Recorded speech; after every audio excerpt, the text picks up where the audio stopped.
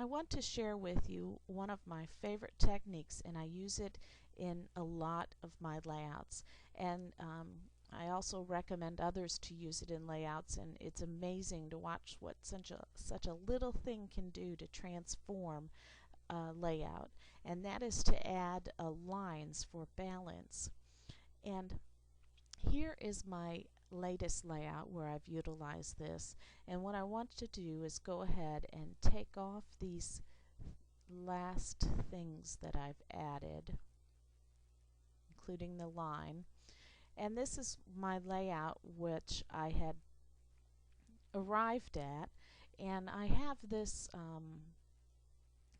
strip of paper here, vertical, which gives this layout grounding, but there's still something a little bit missing about this layout. It just doesn't quite feel right. I have a lot of white space down in this area. Now in this particular case the white space works well because this layout is top heavy, and we know bottom heavy layouts are feel better to the eye. But in this case, having the white space down here actually pushes the eye up to the bike, and we want to have that feeling that the bike is up in the air. And if we lowered that photo on the page, it would take away that sense of it being in the air. So the white space I purposefully put down here for that reason, because I wanted the eye to push it, be pushed up to the photo, to the bike. But it's still quite not right. And so I went and I grabbed my brush, and you can go up and grab any brush. I chose the hard round brush. Of course, using any brush in this that you can find would create variety. I can even imagine a simple star brush, a line of stars, whatever would fit the theme of your layout. And then you go here to the brush options and move the slider for the spacing, and you can see up here in the preview how far apart my brush is. I'm going to go ahead and move it, and this is where you can create more variety, how far apart. See, I could do it this far apart, but I think in this instance I want them pretty close together. And then another way to create some variety and differences in this technique is how big your brush is. I could make this fairly big. Let's create a new layer to work on, and make a row all the way across. Now you can see that whoa, you know, my eye goes straight to those dots. So those dots are way too big. But in some layouts, if you're maybe only using 3 over in a corner or something, those dots might be a good size. And so I've made my brush using the bracket keys a little bit smaller. Now, where to put the dots is another thing. A lot of this is to kind of imagine it and get a feel for it. If I put my dots all the way across, it helps. You can see it helps, but it really isn't quite balanced.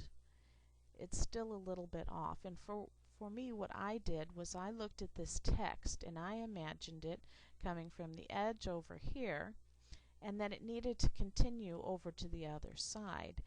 Only I'm going to drop this down a line and start my dots right here below them. And now another choice I was trying to decide to make was whether to stop my lines here or to go ahead and finish them off across the page. Do I finish them here kind of in line with the edge of this, and you know, I have some space here on this side of the layout. I might need to have some space on this side of the layout to match it, and I just simply tried both and decided that, you can see I used a much smaller brush for my actual layout, but decided that this line worked the best. And you can see I started it kind of right after the beginning letters of the last line rather than in the ending letters, and what a difference that made. Then I said to myself, well, I need to add his name, and so I went back and I added his name under the line, and I moved this around too because it also gave balance. I had it over here so that it lined up with the edge, so that I was looking at again the amount of space between the edge here and the edge here, and that I thought that that would balance it. But then I found that the flow of the eye was better here because my eye starts here, goes along the words down to the line and down again and then off the page. Just kind of made it flow better having that there. And then I added this drop shadow, and I'm going to maybe record another video and show you how I did that. Keep taking that on and off the page, not sure that I want that there.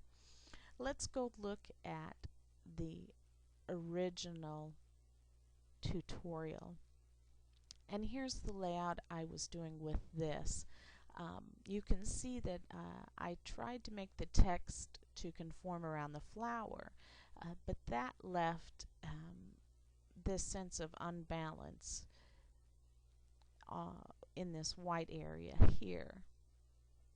And so what I did was to add these dots, and I got the color from the flower using my eyedropper tool, and I saw that we had a line along the edge here, and so my eye felt like we needed to continue that line up, and so I made this row of dots that continued that line up.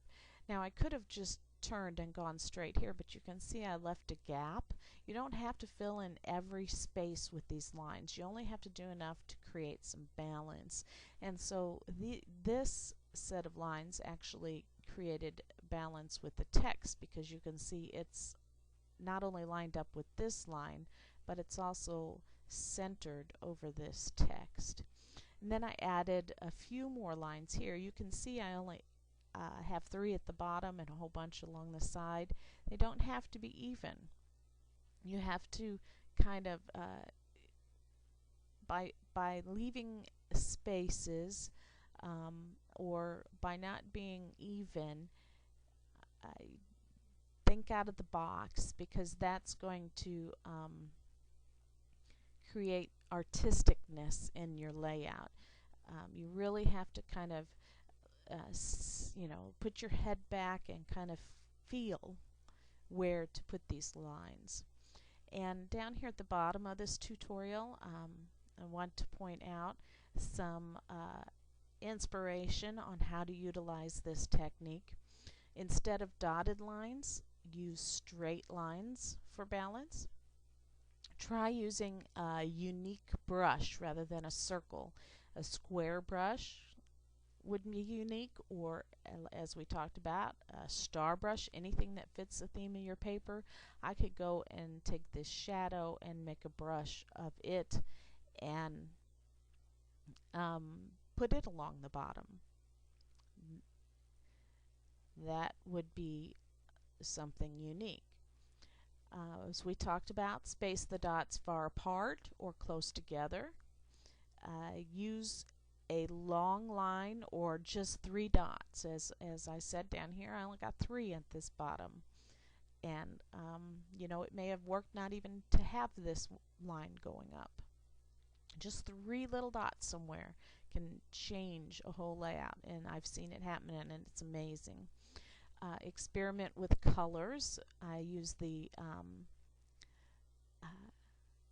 eyedropper to get this color here, but maybe you might want the vertical line to be one color and the horizontal line to be another color. Or use a complementary color, the one that's directly across from the color wheel. If I wanted, I might use the eyedropper to get this yellow, and then if I hit Control I, it's going to give me that complementary color, which would be a blue, I believe. And it wouldn't work in this layout, but in some layouts it might be just what you need. Here's a sample. Use black lines on one side and white on the other. Those two are complementary colors of each other. Apply a blending mode to the line layer. Apply a gradient. Once you get those lines drawn, you can actually make a selection of them and go back and add a gradient to them. Or try adding a style. I've been known to add bevels to mine. Do not confine your lines to the edges of the layout. Look for those blank areas, and that's kind of what I was trying to show you here. Add a line to a third area of color. The rule of thirds. Sometimes in my layouts I'll observe that maybe I might have red in two spots on the layout, and that is not following the rule of thirds. That does not create balance. And so if I just take and make 3 little red dots somewhere else, and now I have 3 spaces of red on my layout, kind of in a triangular area. Can be a lopsided triangle even, but to add those dots actually gives the eye a place to flow in the rule of thirds. Just pay attention to it. I don't have an example for it that I found today. I might have one out there, but I know I have utilized the brushes just to add a little bit of something to create that rule of thirds. I want to share now a few other layouts I found. I told you I do this often, and here's a layout I have of my men out at the park, and you can see I added these dots. And I think when I did these dots, I started with this set of lines, and I actually lined it up with the bottom edge of this, but you can see I didn't go all the way over. You have to play with this, and you have to eye it to make it work.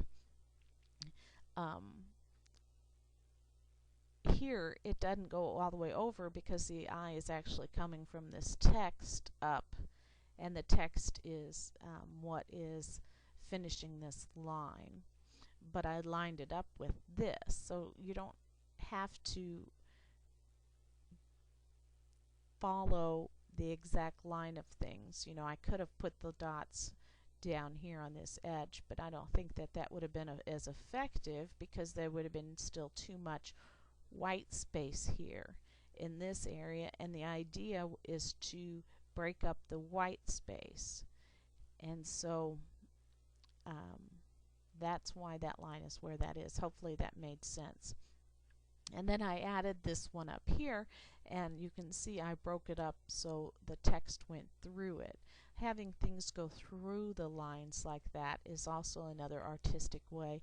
And then the way the eye flowed from here jumping up to here didn't work, so I added this line over here to complete that, so the eye flowed all the way around the page. I thought that worked well. Can't see my button. Had to move that down. There's the layout I just made without the shadow. And here's another layout. And in this one, I love this layout because of the journaling on it. But in this layout, you see I use solid lines. And once again, you see they're not connected. This is actually a color of the concrete, and you can see I have some text here, and so this serves as part of the line, and then it jumps down here to this one, and this line is broken up by the way the title is kind of further to the left. If I would have tried to squeeze this line so close to the title, it wouldn't have worked. And this line here, the way it is working, it is actually bringing the photo, kind of an illusion, you have to imagine it, it's kind of bringing the photo down to give it more of a bottom weight. And so that's that layout. Let me bring this down so I can see my button. Oh, my son probably won't be happy if he knows I'm showing this layout on the internet. He hates that I took this picture. But he was in high school and didn't want to do his homework and would play on the guitar downstairs till late at night till he crashed. Instead of going to his own bed and instead of doing homework. But you can see here I used the dotted lines, and there's a blue set at the top and a blue set at the bottom, and I did not make these straight. So remember, you don't always have to make them straight. I just kind of wiggled them. It made the layout more fun. So it fit the theme of the layout to wiggle those. And you can see I added a style to them. In this case, it was just a simple drop shadow. This is actually another line made with a brush, and I couldn't tell you what brush it was because of the way the angles are going with it, but I know and can tell you that it's a softer brush. These are a hard brush, and those are a soft brush, some kind of square brush, and so I made that also. And so that's where you can get creative. An example. And there's that with the drop shadow. I thought I had one more. I guess I don't. I've been through them all. And so that is one of the best ways I know to complete a layout when I get stuck, is to just add a row of lines to give the layout grounding and balance.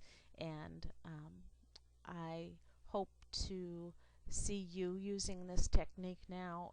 If you do, please do put it in the gallery and then post right in this forum here so that we can all see and all learn. If you want to take the time to do a before line and an after line to share with us, that would be great too, so that we can all learn together. The more samples of this we see, the more we will all develop an eye for utilizing these lines.